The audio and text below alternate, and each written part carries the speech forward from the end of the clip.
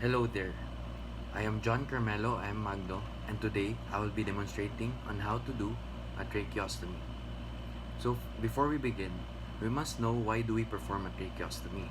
So this procedure is for airway obstruction, respiratory support, pulmonary hygiene, elimination of dead space, and lastly, for the treatment of obstructive apnea. Before we begin, position the patient properly by letting the patient lie supine and extend the neck by placing a pillow under the shoulders. Then, sterilize the skin of the anterior neck and chest and drape the neck.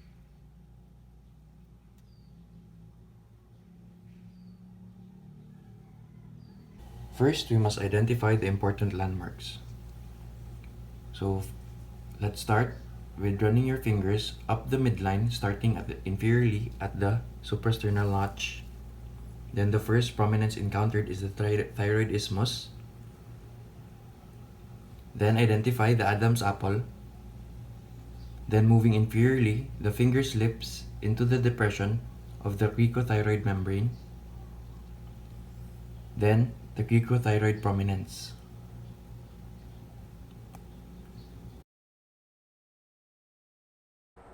The incision should be at the level below the first tracheal ring or approximately 2 centimeters above the suprasternal notch. For demonstration purposes, we will use the line shown. The incision should be at the level below the first tracheal ring. So after planning the incision, make a horizontal skin incision 1 finger breadth below the cricoid prominence. Then, make an incision in the subcutaneous tissue, followed by the platysma and the fascia.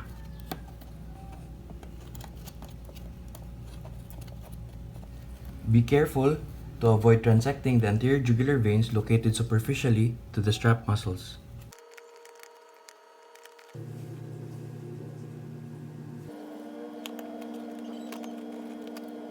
Divide the intermuscular plane by spreading the pair of scissors. Then, separate the sternothyroid muscles and retract the muscles laterally.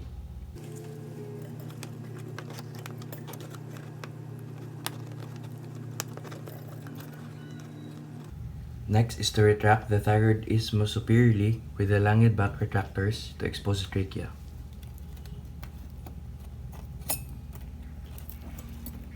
So this is the trachea.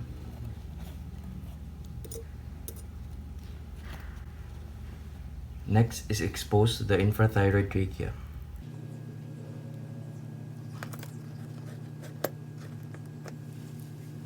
Ensure that the surgical field is completely dry before proceeding.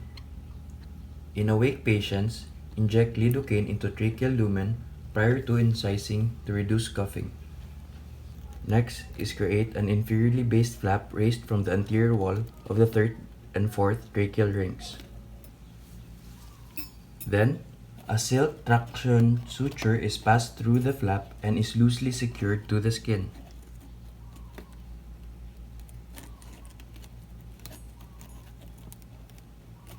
Assess the size of the trachea and insert the largest cuff tracheostomy tube.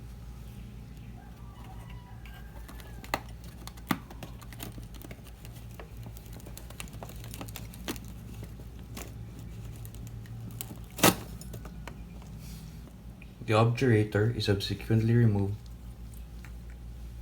and then insert the introducer into the tracheal tube.